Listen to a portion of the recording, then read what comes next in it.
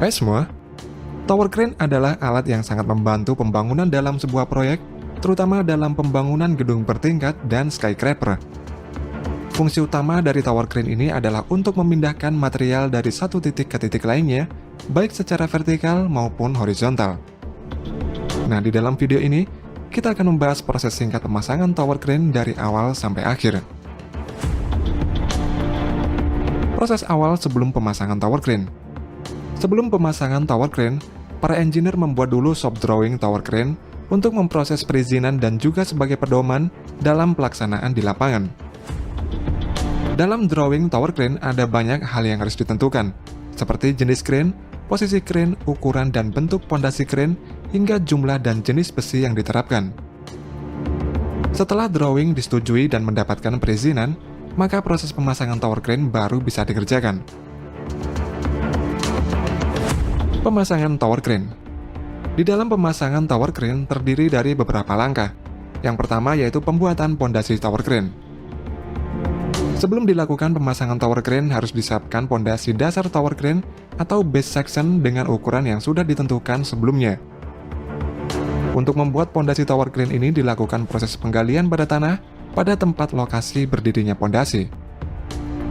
Setelah digali, kemudian ditempatkan besi tulangan sebagai penahan dari gaya tarik dan dipadukan dengan beton supaya pondasi lebih kuat. Kemudian dibuat concrete footing yang berfungsi sebagai tempat pijakan dari tiang tower crane. Kemudian bagian awal mass section atau tiang tower crane dipasang di atas concrete footing dan disatukan. Proses penyatuan antara tiang pertama tower crane dan concrete footing ini merupakan proses penting supaya tower crane aman dan kuat saat digunakan nantinya. Setelah itu akan dilakukan pengecoran beton pada pondasi ini yang perlu waktu seminggu hingga 1 bulan untuk menunggunya menjadi keras dan kering. Pemasangan mass section. Ketika base section sudah siap, maka selanjutnya adalah pemasangan satu persatu bagian mass section atau tiang tower crane menggunakan bantuan crane. Pemasangan tiang tower crane tersebut ditempatkan di atas base section yang sudah dibuat tadi dan dikencangkan dengan pin atau baut baja oleh para pekerja. Pemasangan mass section ini dilakukan hingga mencapai ketinggian tertentu sesuai perencanaan awal konstruksi tower crane. Pemasangan climbing frame. Masih menggunakan bantuan crane, selanjutnya adalah memasang climbing frame, di mana climbing frame tersebut ditopang pada mass section yang sebelumnya sudah dipasang. Climbing frame ini dilengkapi dengan hydraulic jack, agar tower crane tersebut nantinya dapat bergerak naik dan turun. Pemasangan slewing unit dan operator kabin. Kemudian pada bagian atas climbing frame ini dipasang slewing unit, dan unit ini adalah bagian yang dapat berputar pada porosnya. Slewing unit dapat melakukan gerakan berputar karena dilengkapi dengan roda gigi dan motor yang berfungsi untuk memudahkan pergerakan tower crane saat memindahkan material bangunan. Selanjutnya di bagian atas slewing unit dipasangkan operator kabin, di mana kabin ini adalah tempat petugas operator bekerja saat menggunakan tower crane. Agar dapat masuk ke dalam kabin, operator tersebut menggunakan tangga yang sudah terpasang pada bagian mass section atau tiang tower crane. Pemasangan walking jeep dan counter jeep. Setelah operator kabin selesai dipasang, selanjutnya yaitu pemasangan walking jeep dan counter jeep. Walking jeep ini adalah bagian panjang dari tower crane atau dapat disebut juga dengan lengan yang dapat berputar sampai 360 derajat. Fungsi utama dari walking jeep ini adalah untuk mengangkat segala kebutuhan material dari sebuah proyek dari satu titik ke titik lainnya. Sedangkan counter jeep adalah bagian yang berseberangan dari lengan tower crane, dan bagian ini sangat penting karena pada bagian counter jeep ini akan dipasangkan counterweight atau beban penyeimbang. Tanpa adanya penyeimbang ini, maka tower crane dapat kehilangan tumbuannya, sehingga dapat membahayakan suatu proyek.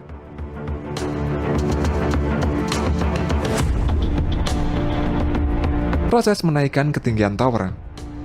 Selanjutnya dalam proses menaikkan ketinggian tower crane, bantuan crane lain sudah tidak digunakan lagi, karena tower crane ini menggunakan sistem hidrolik pada bagian bawah climbing frame yang dapat bergerak secara vertikal. Pada prosesnya, sistem hidrolik mengangkat climbing frame ke atas, sehingga terdapat ruang kosong di antara climbing frame dan mass section. Kemudian hook digunakan untuk mengangkat sebuah mass section untuk kemudian diletakkan pada ruang kosong di antara climbing frame dan mass section. Tahapan ini akan terus berlanjut hingga diperoleh ketinggian yang diinginkan, sesuai perencanaan sebelumnya. Ketika ketinggian tower crane sudah sesuai dengan perencanaan, maka climbing frame kemudian akan diturunkan di bagian terbawah mass section. Dan climbing frame tersebut dapat digunakan lagi jika nantinya dibutuhkan. Pemasangan tower crane di dalam gedung. Proses pemasangan tower crane barusan merupakan pemasangan tower crane jika kondisinya di luar gedung. Sedangkan untuk proses pemasangan tower crane yang ada di dalam gedung, prosesnya serupa tapi tak sama.